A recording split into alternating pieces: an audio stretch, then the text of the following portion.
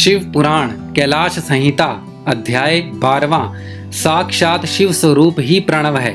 स्कंद जी बोले, हे वामदेव जी, आप धन्य हैं। आप परम शिव भक्त और शिव तत्व ज्ञान जानने वालों में श्रेष्ठ हैं। इस संसार में जीव माया से मोहित होकर परमेश्वर के स्वरूप को नहीं समझ पाते।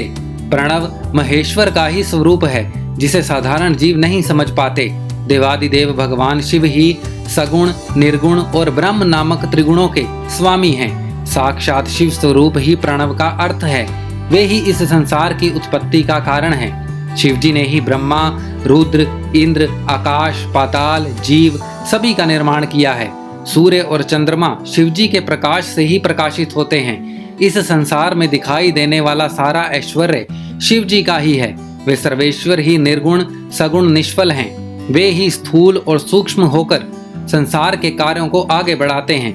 वे ही शिव देवादि देव, संतान, निष्फल और ज्ञान क्रिया के परमात्मा हैं। देव पंचक और पंचक कला भी उनकी बनाई हुई है। परमात्मा शिव का मन शीतल और स्फटिक मणि के समान निर्मल है।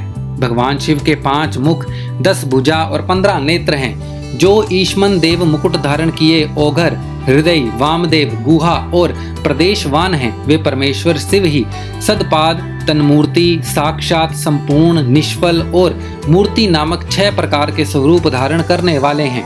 वे ही उपन्यास मार्ग पर चलने वाले, समिष्टि और व्यष्टि भाव वाले हैं। इस संसार में विख्यात 3 वर्णों को वेदचारी कहा गया है। शूद्रों को वेद पढ़ने और जानने का अधिकार नहीं है। अन्य वर्णों को श्रुति, स्मृति और धर्म का ही अनुष्ठान करना चाहिए। इससे ही इंद्र सिद्धि प्राप्त होती है। भगवान शिव की ही आज्ञा के अनुसार वेद मार्ग का अनुसरण करना चाहिए। श्रुति स्मृति में वर्णित धर्म और आचारों के अनुसार ही आचरण एवं पूजा करें। कैलाश संहिता अध्याय 12वां समाप्त।